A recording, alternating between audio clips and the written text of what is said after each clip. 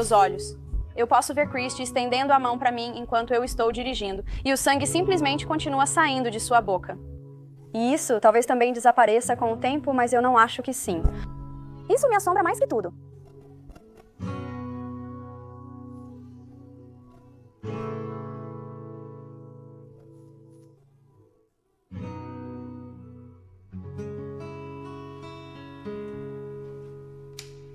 Se você quiser me seguir nas redes sociais, pode fazer isso no Twitter em Picked Interest, onde o interesse é escrito com 1, ou no Patreon em patreon.com/thatmovieshow. Se você também pudesse deixar um like, se inscrever e compartilhar o vídeo, isso seria super útil. Obrigado, pessoal.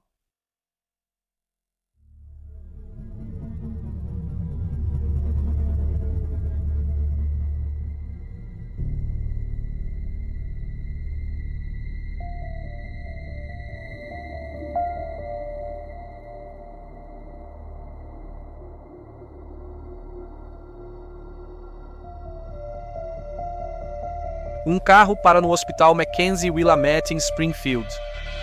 Ao sair do carro, uma Diane Downs em pânico e ferida grita por ajuda. Dentro do carro estão 3 crianças, Cheryl Downs de 7 anos, Danny Downs de 3 anos e Christy Downs de 8 anos. Cheryl está morta ao chegar. Danny e Christy foram ambos baleados e seriamente feridos. Sentada no banco do motorista estava a mãe deles, Diane Downs, que também havia sido baleada. O carro estava encharcado de sangue.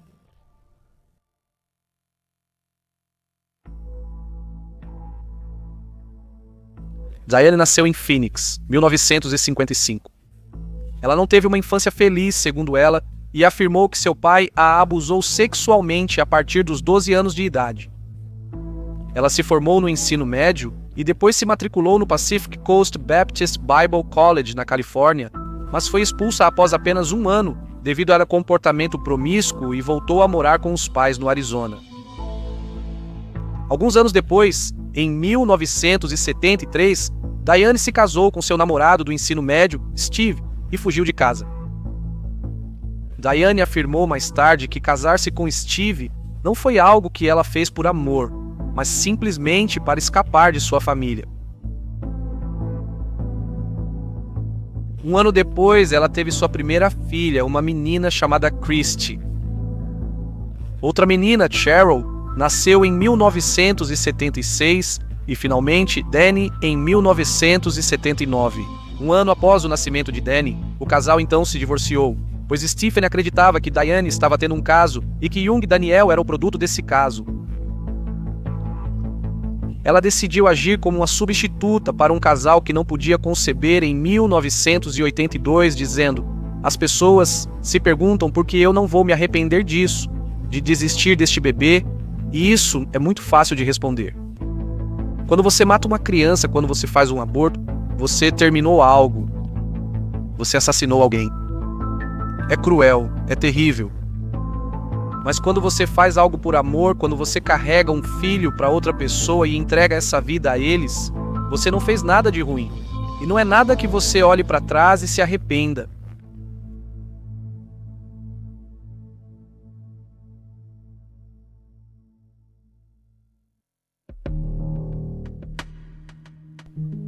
Após contatar a equipe médica para ajuda, Diane disse à equipe que eles haviam sido baleados durante uma tentativa de roubo de carro. Cheryl havia morrido antes de chegar ao hospital, enquanto Danny havia ficado paralisado da cintura para baixo após ser baleado nas costas. E Christy foi baleada 2 vezes no peito, o que causou um derrame e a deixou incapacitada. A própria Diane havia sido baleada no braço esquerdo. Diane contou a história de como estava dirigindo em uma estrada rural quando um estranho sinalizou para o carro dela parar. Ela parou para ver o que o homem queria, apenas para ele exigir que ela saísse do carro para que ele pudesse levá-lo. Não querendo deixar a si mesma e seus filhos abandonados em uma zona rural, ela se recusou. O estranho então sacou uma arma e começou a atirar, acertando Cheryl 2 vezes no coração e no pulmão, matando-a quase imediatamente. 2 tiros atingiram Christy e Danny, de 3 anos. Foi atingido uma vez nas costas, paralisando-o. O agressor então atirou no braço de Diane e ela o empurrou para baixo e saiu de carro em alta velocidade para o hospital, preocupada com seus filhos. A equipe médica do hospital ficou um pouco confusa com o comportamento de Diane, pois ela parecia calma e controlada, enquanto seus filhos sangravam na sala de emergência. O Dr. Mack, que era o médico responsável naquela noite, afirmou que viu uma mulher muito calma, muito segura de si, não chorosa, não irritada, ocasionalmente sorrindo, ocasionalmente rindo baixinho. Quando terminei de cuidar da Christy, então procurei a mãe dela e, para minha completa surpresa, Diane estava sem emoção, sem uma lágrima nos olhos. E então ela diz: eu realmente estraguei meu carro novo. Eu sujei todo o banco de trás com sangue. Isso foi descrito mais tarde por Diane como um estado de choque, enquanto sua mãe afirmou que Diane estava histérica naquela noite. No hospital, Diane fez uma ligação telefônica após ser atendida pelos médicos. Ela ligou para um homem chamado Robert Knickerbocker, um ex-colega de trabalho no Arizona. Downs diz que depois que ela saiu do veículo, o homem abriu fogo contra as crianças, matando uma e ferindo as outras 2. A própria Downs sofreu um ferimento de bala no braço esquerdo. Como em todos os assassinatos, muitas perguntas foram levantadas neste caso. A polícia está seguindo todas as pistas e não respondeu diretamente às perguntas sobre a validade da história da Sra. Downs. A polícia realizou entrevistas com Diane e criou um esboço do agressor com base em sua descrição. Um homem branco de 20 e poucos anos com cabelo liso até os ombros e uma franja. Tom de voz médio sem sotaque. Vestindo uma jaqueta Levi azul, jeans azul e uma camiseta de cor clara desbotada. Ela continuou a contar como estava fazendo turismo no campo rural à noite com seus filhos, quando este estranho sinalizou para um carro. Então, ela parou e saiu do veículo para falar com ele. Ele exigiu que ela entregasse o carro, ela disse não e ele abriu fogo. Então ela fingiu jogar suas chaves para distraí-lo e o empurrou, pulou no carro e saiu dirigindo. Nos dias seguintes, a polícia realizou buscas pelo estranho e pela arma do crime. Eles não encontraram nenhum dos dois. Eles nunca encontraram nenhum dos dois. A polícia então começou a entrevistar membros do público para coletar mais informações. Os médicos do hospital relataram à polícia, quando entrevistados, que sentiram que a resposta de Diane ao que aconteceu não correspondia a uma resposta emocional típica para alguém que havia sido atacado e seus filhos assassinados. Quando a polícia entrevistou o pai de Diane, ele imediatamente transmitiu seu ceticismo sobre a versão dela do incidente. Eu fiz o comentário para o departamento de polícia lá naquela noite. Parece-me que Diane fez isso porque as crianças foram baleadas no peito e Diane só foi baleada no braço. E eu digo, realmente parece que ela fez isso. Isso realmente é a coisa que os estimulou a ir e verificar para fazer o teste com cotonetes, passar os cotonetes ao redor do dedo dela para verificar resíduos de pólvora e também pulverizar as mãos dela para ver se ela segurou uma arma. Isso levou a polícia a realizar testes forenses no carro e na própria Diane. Eles fizeram uma análise de respingos no carro para determinar ferimentos de entrada e também o ângulo dos tiros. Eles também fizeram alguns testes de esfregaço nas unhas de Diane procurando resíduos de pólvora. Os testes de pólvora voltariam mais tarde negativos, assim como os testes de resíduos metálicos para ver se ela havia segurado uma arma recentemente. No entanto, a equipe médica comentou e testemunhou que Diane havia lavado as mãos na noite do incidente, o que pode ter afetado os testes. A análise de respingos de sangue também contradizia o que Diane afirmava, pois foram encontrados vestígios de sangue do lado de fora do carro. Olhando do lado do passageiro, vi uma mancha de sangue na parte inferior da moldura da porta. Diane Downs havia dito que o atirador se inclinou para dentro do carro e atirou em seus filhos. E se esse fosse o caso, como esse respingo de sangue chegou ao lado de fora do carro? Nas próximas semanas, Diane faria várias aparições na televisão contando sua história e pedindo ajuda para localizar o homem que a atacou. Durante uma entrevista com Ann Yeager, Downs divagaria por longos períodos de tempo e Yeager permitiria que continuasse sem interrupções. Rapidamente ficou claro que ela não estava demonstrando as emoções que dizia sentir, e ao contrário, parecia o oposto, onde ela deveria ser uma mãe angustiada e desesperada, parecia estar gostando disso. Durante uma divagação particular, Diane diria algo que revelaria o quanto ela estava pensando pouco em seus filhos. Todos dizem que você teve muita sorte. Bem, eu não me sinto muito sortuda. Eu não conseguia amarrar meus malditos sapatos por cerca de 2 meses. É muito doloroso, ainda é doloroso. Eu tenho uma placa de aço no meu braço, né? Vou ter por 1 ano e meio. A cicatriz vai ficar lá para sempre. Vou me lembrar daquela noite pelo resto da minha vida, quer eu queira ou não. Eu não acho que fui muito sortuda. Eu acho que meus filhos foram sortudos. A polícia, querendo fazer com que ela se comprometesse com uma linha do tempo definitiva dos eventos, pediu a Diane para participar da reconstituição do incidente. Ela estava muito entusiasmada em fazer isso. Para contextualizar, imagine só, 4 dias atrás você e seus filhos foram brutalmente atacados e um dos seus filhos foi morto e agora estão pedindo para você reencenar isso para a polícia. É o evento mais traumático de toda a sua vida. Pense no tipo de emoções e ações que você poderia ter ao ser solicitado a reencenar este evento. Veja como a Diane reagiu.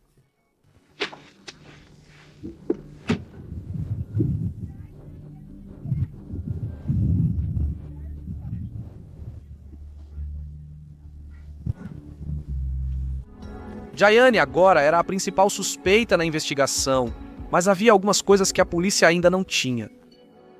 A arma do crime e o motivo. Mato ao longo da estrada rural em busca de qualquer pista que pudesse levá-los à pessoa que matou a jovem Cheryl Lynn Downs.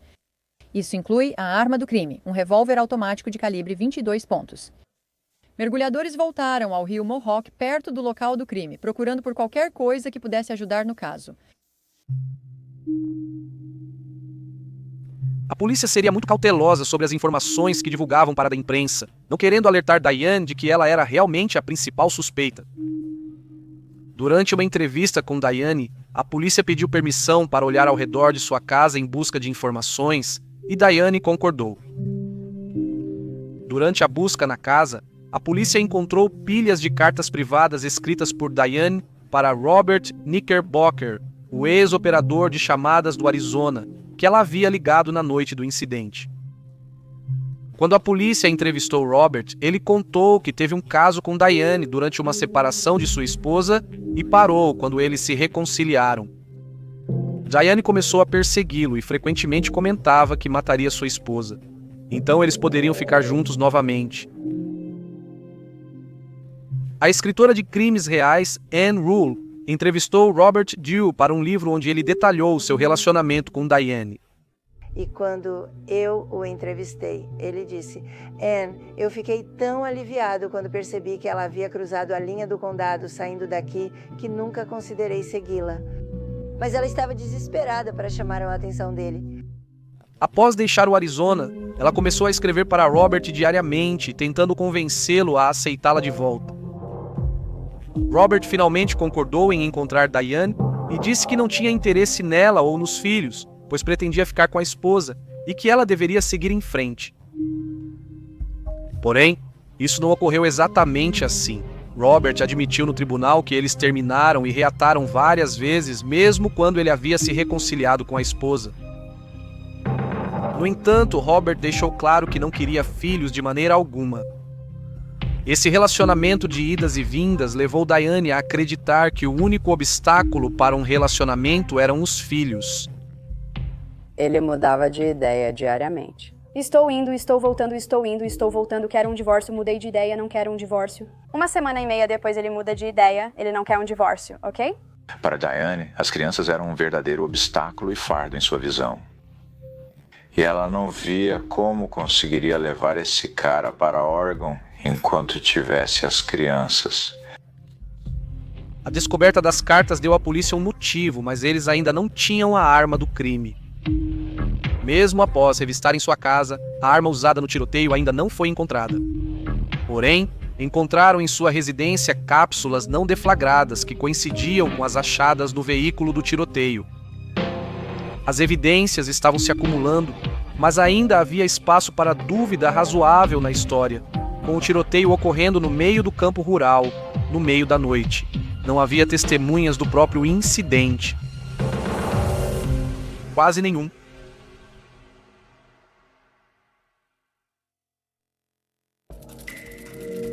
Após o tiroteio e as entrevistas à mídia, houve grande pressão sobre o escritório do xerife para fazer uma prisão, com muitos sugerindo que deveria ser Diane. Contudo, o xerife e o escritório do promotor não quiseram arriscar a absolvição de Diane por falta de devido processo legal e de evidências suficientes. Christy Downs, filha da Diane, foi uma das 2 crianças sobreviventes, junto com o jovem Danny. Christy tinha 8 anos quando ocorreu o tiroteio. A polícia queria entrevistar Christy no início do caso, mas infelizmente o tiro causou um derrame que a deixou sem fala. Christy travou uma longa e árdua batalha pela sobrevivência e ficou hospitalizada por algum tempo. Durante a hospitalização de Diane, um juiz emitiu uma ordem contra ela visitar o julgamento para tentar evitar sua influência no possível testemunho. Talvez revelando suas preocupações acidentalmente, Diane disse à polícia e à equipe médica que Christy deveria ser deixada morrer. Eu apenas continuei dizendo, Deus faça o que é melhor. Se eles vão morrer, deixe-os morrer, mas não deixe que sofram. Diane quebrou a ordem do juiz ao obter permissão do pai de Christy, Stephen, para visitar. Durante sua visita, ela disse a Christy que a polícia a considerava suspeita no caso. Apesar de muitos psicólogos considerarem inadequado e desnecessário que Diane desse essa informação a Christy, de 8 anos, alguns comentaristas jurídicos sugeriram que possivelmente era uma tentativa de criar dúvida no tribunal caso Christy afirmasse que Diane atirou nela. O advogado de Diane pode argumentar que Christy só disse isso porque Diane havia mencionado. O advogado de Diane apresentou repetidas moções para impedir o acesso da polícia a Christy, alegando que isso pressionaria e influenciaria Christy a dar um relato favorável à acusação. Durante 5 meses de aconselhamento psicológico, durante os quais Diane ou qualquer membro de sua família foram impedidos de ver Christy, ela repetidamente dizia que não havia estranho na estrada e que a pessoa que atirou em Christy e nas outras crianças era Diane. Sentindo que agora tinham provas suficientes para condenar Diane, a polícia a prendeu.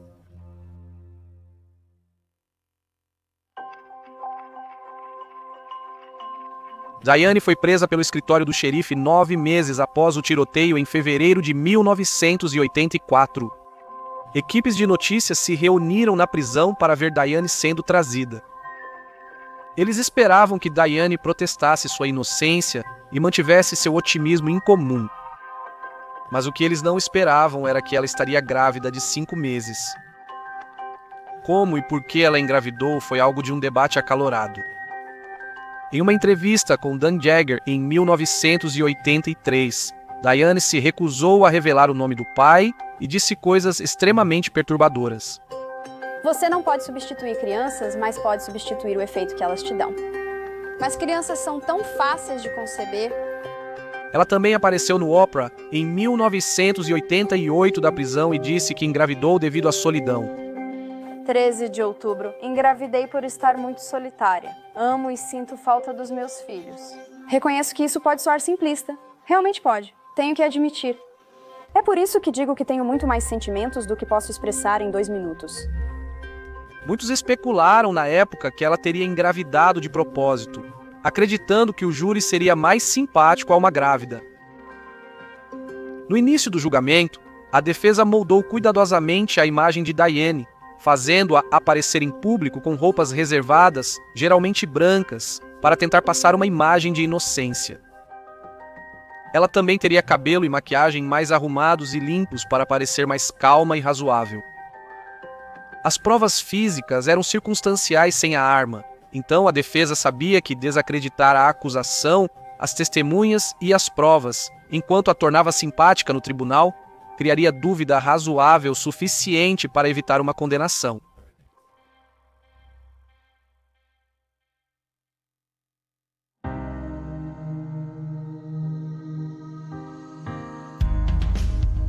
A defesa foi eficaz em levantar questionamentos sobre as evidências e testemunhos apresentados.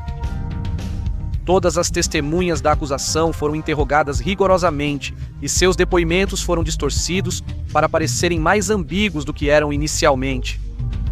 A falta de pólvora em suas mãos, a ausência da arma e a natureza ambígua da análise de respingos de sangue aumentaram a dúvida razoável. Nesse ponto, muitos pensaram que era quase 50-50 se ela conseguiria se safar ou não. A acusação convocou Christie, filha de Diane e sua principal testemunha, para depor no tribunal.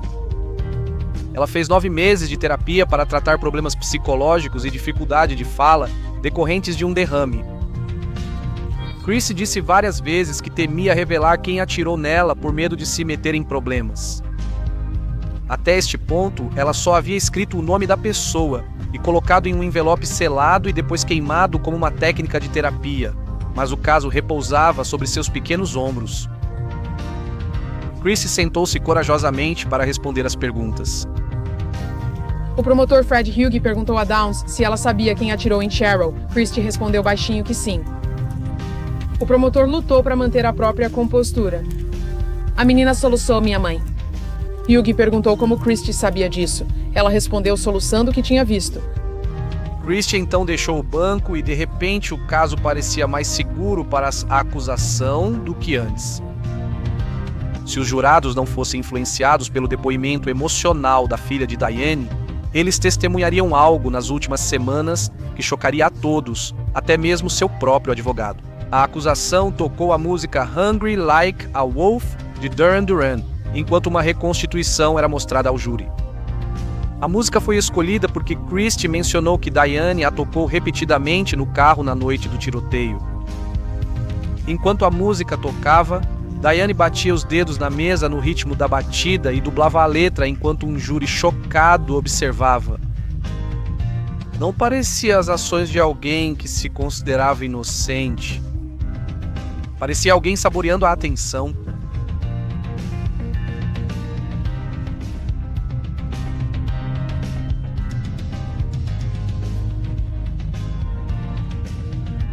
O júri retornou com um veredito unânime de condenação em todas as acusações. 2 acusações de tentativa de homicídio, uma de agressão criminal e uma de homicídio em 1º grau. O juiz a condenou à prisão perpétua mais 50 anos, sem possibilidade de liberdade condicional antes de 25 anos. As sentenças seriam cumpridas consecutivamente. Como o juiz deixou claro que não tinha intenção para que Diane Downs fosse livre novamente.